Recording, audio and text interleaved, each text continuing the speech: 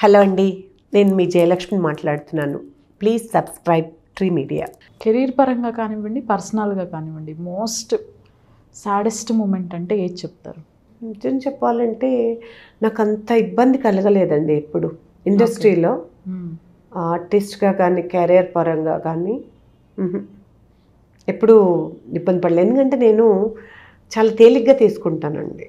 నాకు అవకాశం వస్తే డెఫినెట్గా ఐ వర్క్. అవకాశం రాకపోతే కుంగిపోవటం, డిప్రెషన్లోకి వెళ్ళిపోవటం ఇలాంటివి లేదు. బికాస్ లైఫ్ నాకు చాలా మంచి మంచి ఎక్స్పీరియన్స్లు ఇచ్చింది స్ట్రాంగ్ అవ్వటానికి మైండ్. అంటే ఇట్స్ ఎ పాజిటివ్ వే నేను చెప్పేది. నెగటివ్ వేలో నేను స్ట్రాంగ్ చేసుకున్నాను అన్నాను, కానీ పాజిటివ్గానే నాకు నేను తెలుసుకునే అవకాశం చాలా సందర్భాలు వచ్చింది. కాకపోతే ఇప్పుడు లేదు, కానీ ఒకప్పుడు అనిపించేది ఆపర్చునిటీస్ రానప్పుడు ఏంటి నాలో ఏమన్నా టాలెంట్ తగ్గిపోయిందా, నేను ఏమన్నా బాగా చేయట్లేదా, నాకు ఎందుకు ఆఫర్స్ రావట్లేదు, నేను ఎందుకు ఖాళీగా ఉన్నాను అని కొన్ని సందర్భాల్లో ఫీల్ అయ్యాను. ఓకే. బట్ కొంచెమే కంటిన్యూగా వర్క్ చేసినా విసుకొచ్చేదండి. చిచి ఏంటి ఈ లైఫ్, ఎప్పుడు చూసిన పని, వర్క్ షూటింగ్ అయినా నాకు బ్రేక్ ఉండదా అనుకునేదాన్ని. అంటే మన థింకింగ్, మన మైండ్ సెట్ అట్లా ఉంటుంది, హ్యూమన్స్ మైండ్ సెట్ అట్లా ఉంటుంది. ఏది ఎక్కువ ఉండకూడదు, అన్నీ ఈక్వల్గా ఉంటే దెన్ దట్స్ ఫైన్, మేనేజబుల్గా ఉంటుంది. లేకపోయినా బాధే, ఎక్కువ ఉన్నా కష్టమే. కాబట్టి ఇవన్నీ చూశాను. కాబట్టి ఈ రోజున చేయకపోయినా ఇప్పుడు నేను యూఎస్ వెళ్ళిపోతున్నాను, నాకు కావాల్సిన నాళ్ళు నా పాప దగ్గర ఉంటా, వచ్చిన తర్వాత ఆపర్చునిటీ ఉంటే చేస్తా, లేకపోతే లేదు. సీరియల్స్ ఆపర్చునిటీ చాలా వస్తున్నాయి, 5 years నుంచి చేయట్లా బికాస్ టైమింగ్స్. అండ్ నేను యూఎస్ వెళ్తే బహుశా టైంకి రాలేకపోతే వీళ్ళని ఇబ్బంది పెట్టానేమో, నాకు ఆ కంఫర్ట్ మిస్ అయితే మైండ్లో కొడుతూ నేను హ్యాపీగా ఉండలేనేమో అక్కడ పోతే.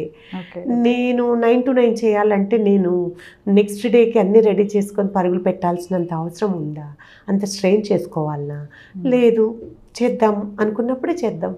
ఓకే. ఇలాంటివన్నీ నాకు నేను ట్యూన్ చేసుకున్నాను. నా అడ్వైస్ కూడా అంతే, మనం అందరం కూడా అలా ట్యూన్ చేసుకోవాలండి. అప్పుడు ఎలాంటి సిచ్యుయేషన్స్ అయినా, ఎలాంటి సర్కమ్స్టాన్సెస్ అయినా మనం ఫేస్ చేయగలుగుతాం.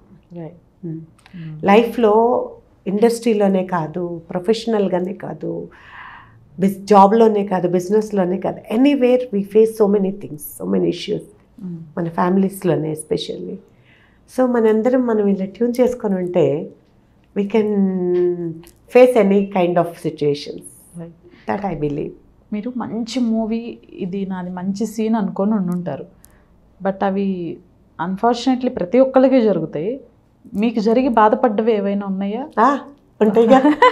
నాకు ఏదైనా ఇంటర్వ్యూలో కూడా చెప్పినట్టు గుర్తు రావట్లేదు, అలాంటి క్వశ్చన్స్ వేస్తున్నారు మీరు. ఓకే. అఫ్ కోర్స్ అండి, నేను యాక్చువల్గా మోహన్ బాబు గారి మూవీ ఒకటి చేశానండి. అది పొలిటికల్ రౌడీనో ఏదో ఒక మూవీ గుర్తు రావట్లేదు నాకు, అసెంబ్లీ రౌడీనో పొలిటికల్ రౌడీనో సంథింగ్. నాకు దాసరి పద్మ గారు రికమెండ్ చేశారు. వాళ్ళ ఇంట్లో ఉన్నప్పుడు మోహన్ బాబు గారు వాళ్ళు ఉంటే, ఈ అమ్మాయి మన వాళ్ళే అంటే మేము చాలా క్లోజ్ అండి వాళ్ళ ఫ్యామిలీకి. డాన్సర్, మంచి డాన్సర్, పిచ్చిది, సినిమాలు చేస్తానంటుంది, అంత చనువుగా ఉంటారు ఆంటీ. సో నీ సినిమాలో అక్క అంటారు మోహన్ బాబు గారు పద్మ గారిని, నీ సినిమాలో ఏదైనా ఆపర్చునిటీ ఉంటే ఇవ్వు అంటే ఇమీడియట్గా నాకు కాల్ వచ్చింది ఆయన దగ్గర నుంచి. ఒక ఐపీఎస్ ఆఫీసర్ వైఫ్ని నేను. ఓకే. ఐఏఎస్ ఆఫీసర్ వైఫ్ని, ఐపీఎస్ కాదు, ఐఏఎస్ ఆఫీసర్ వైఫ్ని, క్లబ్ ప్రెసిడెంట్, లేడీస్ క్లబ్ ప్రెసిడెంట్ని. సో నాకు మంచి రిచ్ గెటప్ ఎవ్రీథింగ్. నేను అనుకున్నా సూపర్, ఇంకేముంది అసలు ఐఏఎస్ ఆఫీసర్ వైఫ్ హీరో గారి కాంబినేషన్, ఇంకెందుకు ఆంటీ చెప్పారు, ఆ సారీ ఇచ్చేసారు ఇమీడియట్గా పిలిచి అనుకో. అక్కడికి వెళ్ళిన తర్వాత మూవీ ఒక సీన్, ఒక షార్ట్, 2 షార్ట్లు అయిపోయినాయండి. ఇంకొక షార్ట్కి వచ్చేసరికి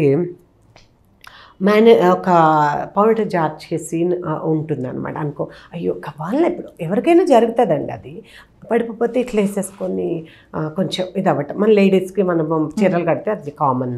అందులో ఒక ఐఏఎస్ ఆఫీసర్ వైఫ్ని అంటే నాకు ఒక డిగ్నిటీ ఏది ఉంటుంది. అలానే అనుకొని అప్పటికి అలాంటిది నాతో కాదండి, నా వల్ల కాదని డైరెక్టర్ గారికి చెప్పా, డైరెక్టర్కి నేను చేయలేనండి అది అంటే, అమ్మ ఇప్పుడు ఆల్రెడీ 2 షార్ట్లు అయిపోయినాయి, జస్ట్ మీరు మేనేజ్ చేయండి అమ్మ, అలా పడుతున్నట్టు మేము కవర్ చేసేస్తాం. ఎందుకంటే మోహన్ బాబు గారి కాంబినేషన్ అంటే అమ్మో, ఆయన మంచి కోపం అని విన్నాను. అంటే సరేనని చూస్తే ఈ వినటం ఆయన మేము మాట్లాడుకోవటం విని ఏంటి సంగతి అని చెప్పి ఆ డైరెక్టర్ని వాళ్ళు పిలిచింటే ఇది అనంటే ఆయన ఇంకో నేను చెప్తాను ఎలా చేయాలో ఈ సీను ఇదిగో ఇట్లా కొమ్ము ఉందంటే ఆయన ఒక టవల్ వేసుకొని ఇట్లా చేయాలి అని చెప్పేసి ఇట్స్ మేనరిజం అంటండి. ఇట్స్ నాట్ పొరపాటుగా కాదు, మేనరిజం అంటే మాట్లాడితే పడిపోతుండాలి. How can I do it అంటే నేను ఎప్పుడే క్యారెక్టర్స్ అట్లా చేయలే. I cannot do it. ఎవరికైనా పొరపాటున పడితే అది పొరపాటు కింద వస్తుంది, అనుకోకుండా జరిగింది.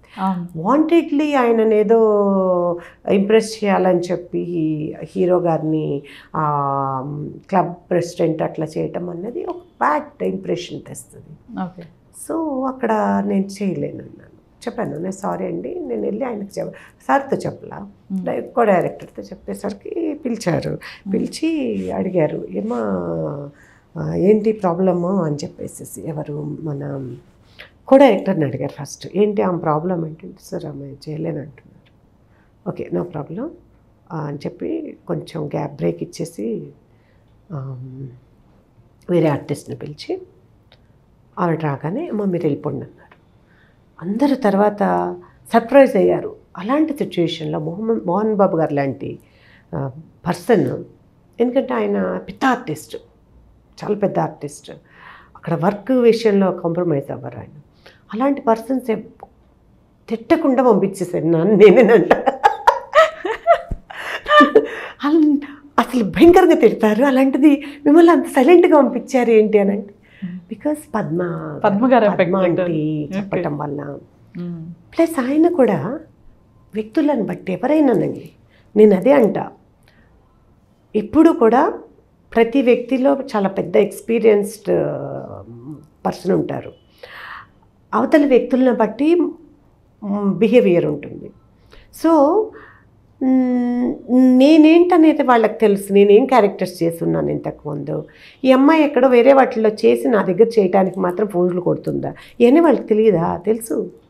తెలిసి అమ్మాయి చేయలేదు అన్నప్పుడు ఎందుకు ఫోర్స్ చేయాలి? అందులో అక్కగారు చెప్పిన మనిషి అనుకని అసలు నేను రియల్లీ ఆయనని I always feel like you know I hats off to him అనమాట. ఆ రోజున నన్ను ఏమనకుండా అంత పెద్ద మనసుతో పంపించేసి వేరే ఆర్టిస్ట్ని పిలిచి వేస్ట్ అయితే హాఫ్ డే అని వేరే ఆర్టిస్ట్ని పెట్టి చేయించుకున్నారు ఆయన. ఎప్పుడైనా కనిపించినప్పుడు తర్వాత కొన్నాళ్ళ ఏంటి జయలక్ష్మి గారు సార్ నమస్తే అంటే ఎలా ఉన్నారు అనేవాళ్ళు. అన్నాను సార్, ఎందుకంటే మాలో అట్లా ఏదో ఒక సందర్భంలో కలిసేవాళ్ళు. So this is all experiences అండి. ఇవన్నీ కూడా మాకు ప్రతి ఆర్టిస్ట్కి రకరకాల ఎక్స్పీరియన్స్లు ఉంటాయి. దీంట్లో ఇది నాకు తిట్టాల్సినది ఒక భయంకరమైన సీన్ క్రియేట్ అయ్యే సిచ్యుయేషన్ని అలా అవలీలగా ఆయన మంచి మనసు నన్ను అక్కడి నుంచి అలా తేలిగ్గా పంపించేసి ఎలాంటి ఇబ్బంది లేకుండా లైఫ్లో ఎప్పుడూ రిగ్రెట్ అవ్వకుండా బాధపడకుండా నేను అలాంటి సిచ్యుయేషన్ ఫేస్ చేశానని జీవితాంతం బాధపడేదాన్నేమో ఒకవేళ ఆయన అక్కడ నన్ను తిట్టుంటే. నిజంగా అందుకే నేను ఐఎమ్ గ్రేట్ఫుల్ టు హిమ్ ఆ విషయంలో. ఇప్పుడు కూడా I take it positive way.